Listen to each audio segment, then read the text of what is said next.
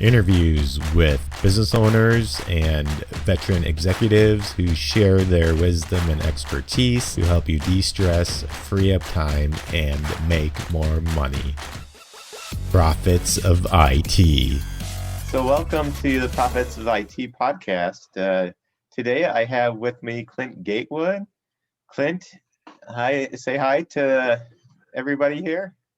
Hey everyone, I'm Clint Gatewood. So I've been in the industry for over 20 years, and Jim asked me to do this podcast with him. So I think it's gonna be a lot of fun, and I've known Jim for a long time as well. So. Yes, so I'm excited to have you on here. You're you're the chief sales guru at SaasMax. Is that correct?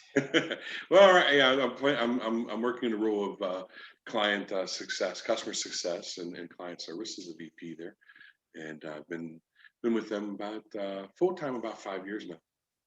Cool. And what do you guys do at SaasMax? So we work with companies that are managing channels, that are recruiting channels, whether it's in the IT industry or fintech, martech, to help them identify their ideal partners much faster than was available when you didn't have a lot of data in the space. So in the past, it was a lot of just, I'm going to blast out 10,000, 20,000 emails to contacts. I'm going to have 30 people dialing for dollars and calling and trying to recruit them in as channel partners. And, you know, a lot of that, it can be effective, but it's, in the past, it was very effective because that's the way you had to do it. You didn't have the data to identify, but now with the proliferation of SaaS products and so many more channel members or people that are new to the channel because they can now participate in selling software when in the past they couldn't. There's a lot of other people out there that's involved in it. So it's just a very noisy market when you're trying to recruit resellers. So you really have to be very concise with who you want, who aligns with your product set and the way you go to business, and recruit them first and foremost. Otherwise, you're recruiting 1,000 partners to get 100 or 200 that are really working well for you, and the cost of that's just it's ridiculous. All right. So you guys work. So basically, you take the data and sift through it to find the partners that are going to be the A players for the specific for a specific vendor in the channel. That's correct. Exactly. That's exactly what we do. And how it works is we basically build a DNA profile. So on all of our data is public information. So we're data mining all the different the domains of the different reseller type partners and everything attached to that domain. And then with our own annotators and our own terms and dictionaries, we build a profile of those, of who they are, what their makeup is. And then when we're working with a vendor, we look at 25, 50 of their best performing partners, or 10 or 100 of who their best partners are in a particular given product set or space. And we can build a data-driven profile, what those partner profile those companies look like, and compare it to over 170,000 partners we have already built DNA profiles, and come up with a market space that this is what it looks like. These are the types of channel partners that if you recruit them are going to be in that A team or have the most likelihood to be there. And if not, it's about changing that 80-20 rule, right? You might always have an 80-20 rule, but wouldn't you want that 80% to still be performing and not performing, or not dead, or not just long tail partners, but they're actually bringing in real revenue, and change the nature of that 20% to where it's even better on that. So that's, instead of having 80% of your partners that are dead that you've ever recruited in your lifetime, to having them still producing revenue while your 20% is even doing better. So got it. Okay, so what are some keys that you contribute to your success in the industry?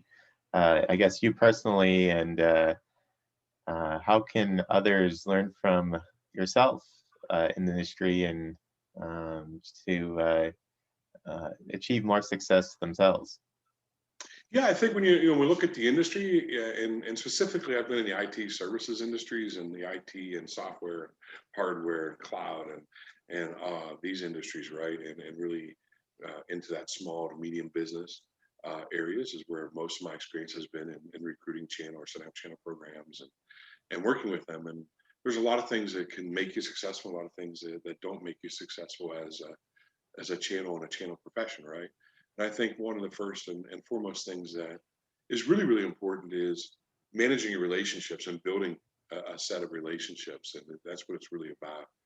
I found in the IT industry that it's a, just in the channel professionals, the people that are managing channel and recruiting them and enabling them, it's still a small group. You might think it's huge, and it is. There's a lot of people in the industry that are doing that job, but it's actually it's very close knit, and building those relationships help you move through your career, whether it's getting ideas on how to improve your own channel programs or your ability to recruit channel or enable them, to moving on to different positions and moving up the ladder in your career, moving ladder to whatever it is you want to do. So it's really based upon the relationships you build with your colleagues and especially too with your competitors. I know in my years at Zenith Infotech and other places that we had frenemies is what they really were, but I built great relationships with the competition's staff and their executives and the owners of those companies. And yeah, you're competing, but at the same time, the next day you might be working for them, or they're working for you, or you're creating a relationship, or you're someplace else now and they're someplace else now. They sold their company, you've sold yours. You're working at a different level at different companies, right? So I think it's very, very key to build those very strong relationships and maintaining those relationships over time. I think it's very important. It's also very important with your colleagues and with your other channel professionals, and it's just as important, or even more important, in building those relationships with the partners that you have. I've worked with thousands and thousands of managed service providers over the years, and now that I'm working here, I'm working with a lot of other types of solution providers and resellers, and in different markets too, like MarTech and FinTech. And it's fantastic when you work with those partners, because you're both out there, you're both making money together, and you're out there, you're both growing your businesses, and you're helping clients, and you're helping each other grow. It's just, you get these great friendships. Like, I'm friends with so many people that in the industry, and colleagues and friends and people that know me, and we respect each other, that I can call up and ask them about, hey, what do you think about a product like this? Or what do you think about this? Or just when I go to another town, is just go out and have lunch with someone that's fun to have lunch with, right? Across the country. So, and I'm sure you've seen that too, is in your business, things that you've done, you go to these trade shows, and it's really the same people in a lot of cases, right? And so it's just great to know the people in the industry. So, and then that helps you as you move from company to product to different areas, to have a cadre of people you can go to that would be happy to make you successful again. Just like they, when you're working with the partners, make them successful, they made you successful at the same time. They'll want to do that with you again. If you respected them and you treated them really well and became friends, and or just good, solid colleagues that you respected each other because you did such a good job for them, then they're going to want to work with you again, because that's, the relationship is really key to the whole piece. Yeah, so it sounds like one of your keys is just have growing relationships with others in the industry, and also it sounds like you're, as part of that, your integrity, and you're having them doing the work and things in a way that you gain their respect and their trust, and so that you can have a relationship for a long time. Probably in your case, some of them are 20 years. Exactly. And the thing about it is, I've seen a lot of mistakes made by companies as well throughout the years. And I think one of the big things is you're going to have conflict with all of your channel members at one point in time. There's going to be something that happens. There's going to be an error that's made on their side or your side, and it's going to affect the clients that are using the products. And there's just things that are going to happen that will raise eyebrows and could possibly end those relationships. But it's all about how you handle those issues when they come up. One of the best things that someone ever told me, one of my managers ever told me, is a complaint is nothing more than another opportunity for a sale. It's all how you take care of that complaint and how you resolve the issue. And I found that to be very true. And especially at Zenith, when we had issues that something happened, whether it was all for our fault or not our fault, right from our CEO down, the whole company culture was, hey, I'll raise my hand, I made a mistake, or my team made a mistake. Because then the reseller is always yelling at you saying, I'm going to lose this client and I'm going to lose all this money. It's like, look, slow down. Let's take care of the client. Let's fix the issue. understand why that happened and fix that. And then whatever comes monetarily, whatever comes out of it, we'll take care of it. Let's just make sure it happens. So it's all about taking care of, you don't always have to acquiesce in your relationships. You also have, but if you do that, the resellers can be much more, and your reseller base is going to be much more able to raise their hand and say when they made a mistake, because you're not just going to drag them and throw them out to the wolves, unless it's just something completely illegal that you shouldn't do, right? So it's Right. about in those relationships about, and like you said, it's integrity, but it's more than that. It's about just being there and saying we both make our money at the same point, and that's where the client purchases the product, where the client's using a service from a managed service provider. We're all making money when those transactions happen, and the client's paying for them. And whether they're paying me directly or paying the solution provider reseller directly, it doesn't matter, because we're both making the money in the same place. So we should be aligned, and first and foremost taking care of that client. And then we worry about those issues. So take care of those clients, make sure that everyone's still getting paid to the value chain, and you're going to have a really good relationship. And don't allow yourself to, our philosophy, and the philosophy I've taken a lot in channels is allow your resellers the capability to make money and make lots of money, because you're making lots of money too.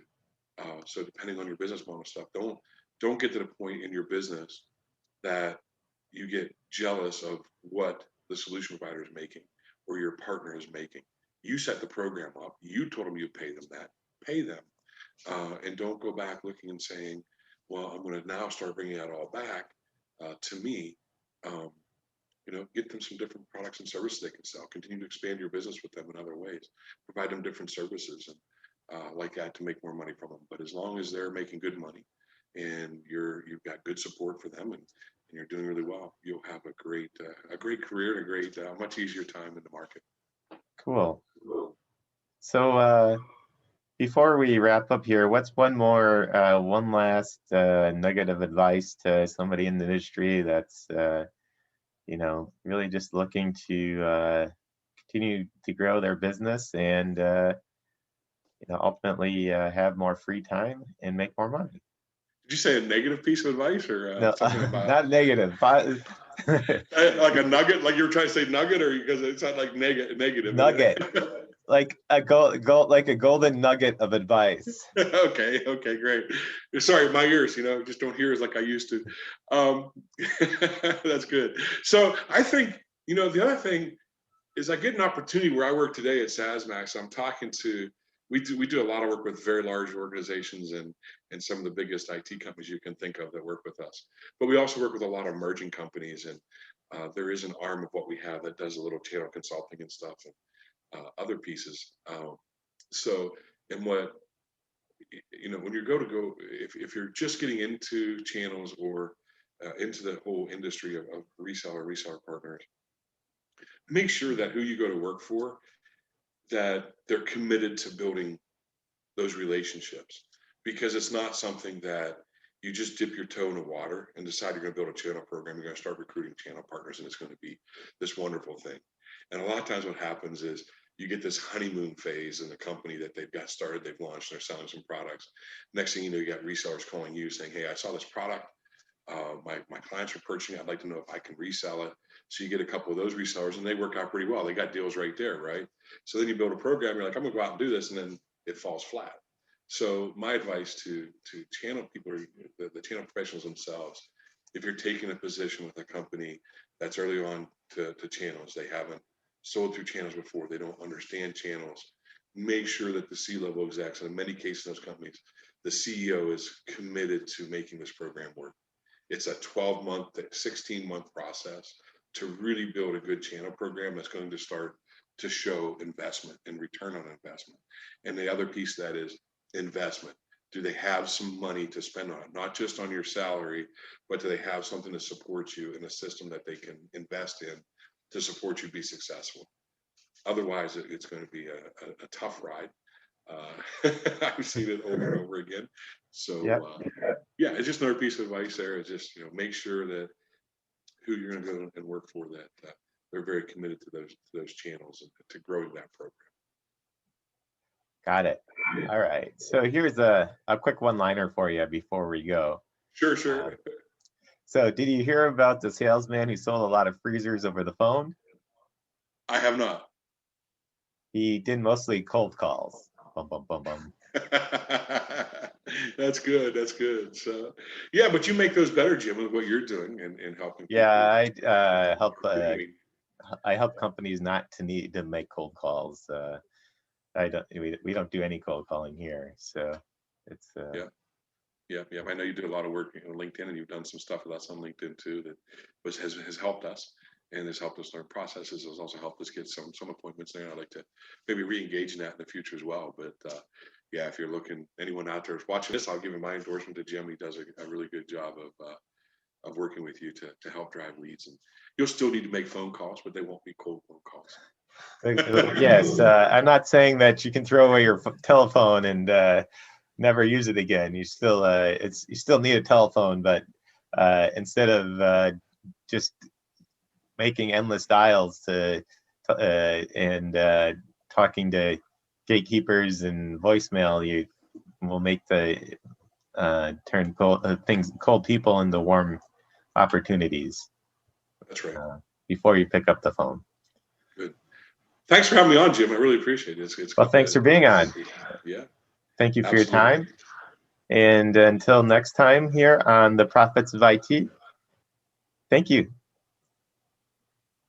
Thank you. Thank you for tuning in to the Prophets of IT. Please smash that like button, subscribe, and share.